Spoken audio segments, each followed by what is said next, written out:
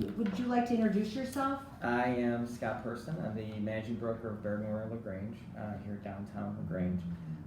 We are a real estate brokerage. Okay, and can you tell me a little bit about yourself and your business? So a little bit about myself. I got into the real estate industry 17 years ago. Always knew I would be in this industry. Before this, I was in the golf business. But my parents got into real estate 33 years ago and always knew I would follow in their footsteps. The management side of real estate I got into 4 years ago. That's when I joined Baird and Warner. I came from another brokerage previously. And time goes by quick. 17 years seems like yesterday. Could you describe one of your typical work days? One of the great things about real estate, one of the things people really enjoy about real estate is every day is very different. The one thing with realtors is they're independent contractors, so they work for themselves under the Baird and Warner brokerage umbrella.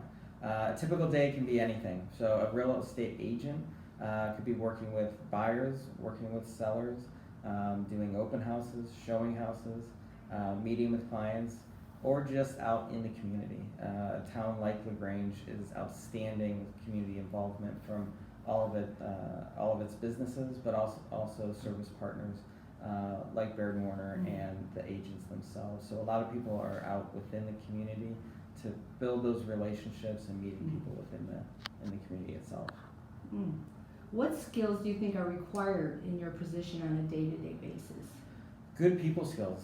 I know one of the questions you had asked earlier was about grade point average and those type of things.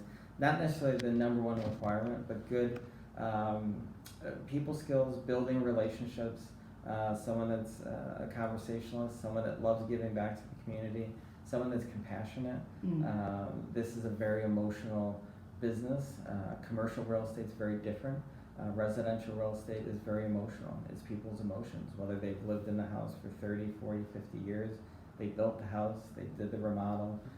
So being very compassionate is important, but really wanting to build those relationships.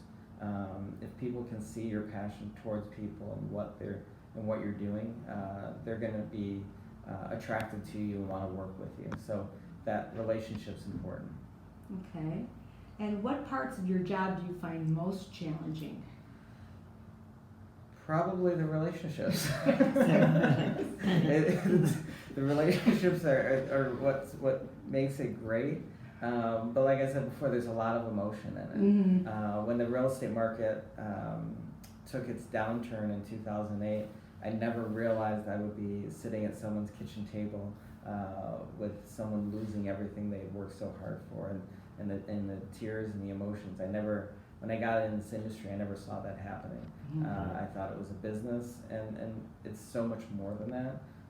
It's people's livelihoods, and it's people's memories. It's everything they have. So I think dealing with that, but that's also 100% the most rewarding part of this business. The toughest time in our industry was the recession we had in 2008. And hands down, that was the most rewarding time in this industry because you're truly helping people in tough spots. Okay, so what are the negatives to your job? The negatives, being a real estate agent, that one of the negatives is that you're 100% commission. If you don't produce, if you don't sell houses, you're not making money. You invest a lot of time, resources, and money into building a business. And if you don't see the results, you don't see the paycheck at the end of the day. So that's one of the big negatives. I do believe 100% in any business and any relationship and anything we do in our life, what you put into it, you will get out of it. The problem with that is you don't have a timeline. You may not get paid immediately. So if you got in this industry today and you had a client today, you're still not going to get paid for 45, 60 days because it takes time to make an offer and have that contract closed. So it's the financial aspect of it. There's no ceiling on how high you can go, but there's also definitely a ceiling on the bottom. Or not a ceiling, there is definitely a bottom. So that's the challenge of it, but it's also, again, one of the greatest aspects of it as well. Okay, how many hours do you work in a typical week? So your typical agent, it's anywhere from, we have part-time agents that people have, whether it's other responsibilities or another job, maybe putting in, 25, 30 hours a week, to people that really work way too long and possibly burn themselves out, that they're putting in 80 to 100 hours a week. Myself personally as an agent, balance is really important to me as a manager, and the coaching and training I do for the agents in this office. Work-life balance is an important aspect that I emphasize over and over.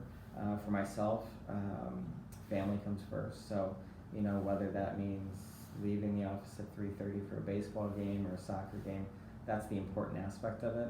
And I think when you're building those relationships within the community, I think your clients appreciate that as well, because typically the people that your client base are similar characteristics to yourselves, that they're going to be drawn to that as well and appreciate that. Is it mostly weekdays, weekends, nights, days? It's all over the place. So as much as you have flexibility on your schedule, you're also pulled that kind of a 24/7 mentality that you're going to be working weekends, you're going to be working evenings. When you're working with buyers, you're really at the disposal of their schedule. So someone that works 9 to 5 Monday through Friday, you're going to probably be showing them homes on the weekends or in the evenings. So again, it depends on your client's schedule, that you kind of have to be flexible with them. Okay. And what are your typical working conditions, like inside, outside, slow, busy? It is inconsistent and slow and busy. It'd be great if you're always busy, but if you're a successful, productive agent, you got to kind of take and enjoy the slow times. Inside to outside, the more you're outside of the office, typically the busier you are. You're out meeting clients, so that's typically a good thing. The more you're in the office, isn't typically a good thing. But people work out of their houses, people work in the office, people's schedules are very flexible and everybody works differently. Again, agents are independent contractors, so it's really built around the way they want to run their business, that you have that flexibility to do so. Myself, when I was just selling real estate and I was just a real estate agent, I came in early every day, worked till about noon, had lunch, worked out, and worked out of my house the rest of the day. So that was my schedule. Some people are here, 9 to 5. A lot of agents actually take the approach of starting their day a little bit later in the day and work into the evenings.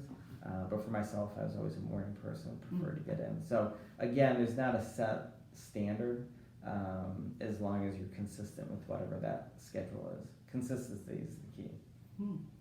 Okay, and what advice would you give someone looking for a job in this industry?